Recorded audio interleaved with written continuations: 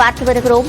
முன்னாள் அமைச்சர் செந்தில் பாலாஜி விசாரணைக்கு ஒத்துழைக்க மறுப்பதாக தற்போது அமலாக்கத்துறை உயர்நீதிமன்றத்தில் குற்றச்சாட்டை முன்வைத்திருக்கிறது. அண்மை செய்தியாக பார்த்து வருகிறோம்.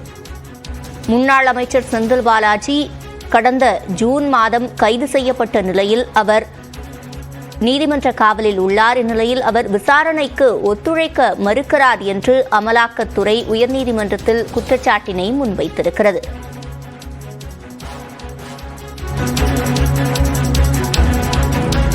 முன்னாள் அமைச்சர் செந்தில் பாலாஜி விசாரணைக்கு முறையாக ஒத்துழைக்க மறுப்பதாக உயர்நீதிமன்றத்தில் அமலாக்கத்துறை குற்றச்சாட்டினை முன்வைத்திருக்கிறது. கூடுதல் விவரங்களை செய்தியாளர் மதனிடம் கேட்கலாம். மதன், முழுமையான விவரங்கள். போக்குவரத்து துறையில் வேலை வாங்கி தருவதாக கூறி மோசடி செய்ததாக எம்பி மற்றும் எம்எல்ஏக்கள் மீதான வழக்குகளை விசாரிக்கும் சிறப்பு நீதிமன்றத்தில் முன்னாள் அமைச்சர் செந்தில் பாலாஜிக்கு எதிரான ஒரு வழக்கு நிலுவையில் உள்ளது. இந்த வழக்கு விசாரணை முடியும் வரைக்கும் ஏற்கனவே சென்னை முதன்மை அமர் நீதிமன்றத்தில் அமலாக்கத்துறை தொடர்ந்த அந்த வழக்கின் விசாரணையை தள்ளி வைக்க வேண்டும் என்று ஏற்கனவே செந்தில் பாலாஜி சென்னை முதன்மை அமர் நீதிமன்றத்தில் ஒரு வழக்கு தொடர்ந்தாரு. ஆனால் அந்த வழக்கு தள்ளுபடி செய்யப்பட்டது. இந்த உத்தரவை எதிர்த்து செந்தில் பாலாஜி தற்போது மீண்டும் சென்னை உயர்நீதிமன்றத்தில் ஒரு மறு ஆய்வு மனு தாக்கல் செய்தார்.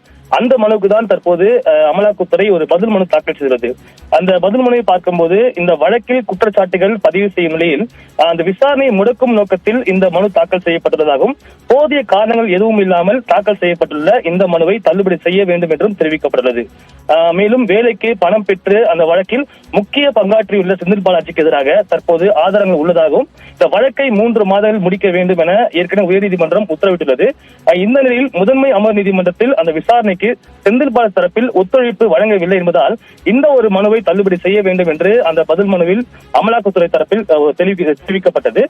இதையடுத்து இந்த வழக்கின் விசாரணை ஜூன் 21ஆம் தேதிக்கு சென்னை உயர்நீதிமன்றம் தள்ளி வைத்துள்ளது. விவரங்களை வழங்கியமைக்கு நன்றி மதன்.